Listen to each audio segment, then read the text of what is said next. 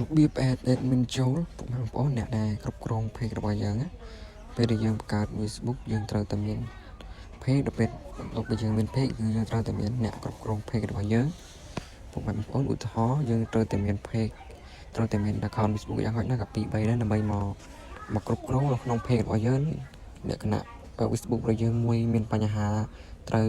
ជាប់អីផ្សេងៗយើងធ្វើអីខុសផ្សេងៗអញ្ចឹងវាពិបាកគឺខូច account មួយបើន័យថាខូច page យើងមួយហើយអញ្ចឹងយើងត្រូវតែ add account មួយទៀតដើម្បីមកគ្រប់គ្រង page របស់យើងពុកម៉ែបងប្អូន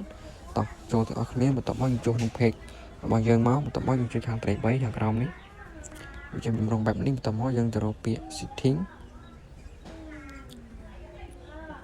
នេះបន្ទាប់មកយើងចុចកន្លែង setting ទៀតហ្នឹងអូខេបន្ទាប់មកយើងទៅរកពាក្យយើងអូសមកលើមកយើងទៅរកពាក្យ page នេះទៅនេះមានរូបទង់ជាតិណាចុចទៅហ្នឹងមកអូខេបន្ទាប់មកយើងចុចកន្លែង page asset រូបកូនសោណាចុចទៅហ្នឹងអូខេដល់នេះហើយគឺដល់កន្លែងដែលយើង add account ចូលដើម្បីមកគ្រប់គ្រងហើយយើងចុច add ខាងលើនេះយើងកុំ add ខាងក្រោមយើងត្រូវ add ខាងលើយើងចុច add មកអូខេដល់នេះយើងចុច next ខាងក្រោមនេះមកអូខេដល់នេះគេឲ្យយើង search រក account Facebook ហើយ account Facebook account មួយណាដែលយើងចង់ add បន្ថែមដើម្បីមកគ្រប់គ្រងឡើយខ្ញុំដាក់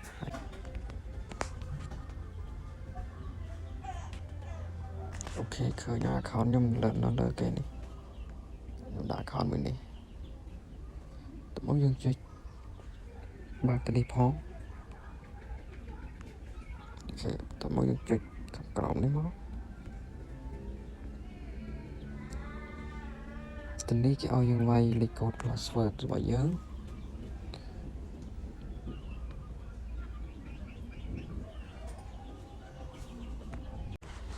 ត្រូវតែដាក់លេខកូដ password account របស់យើងaccount ទី1ដែលយើងគ្រប់គ្រងហ្នឹងយើងត្រូវតែដាក់ account មួយហ្នឹង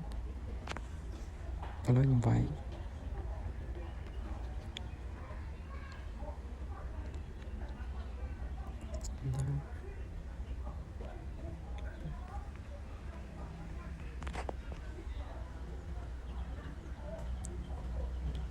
អូខេពុកម៉ែបងប្អូនវាគ្រីហើយ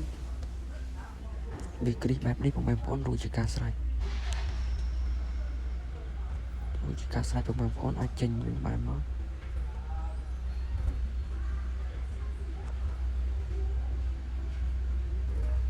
យើងអាចចេញវិញបានមក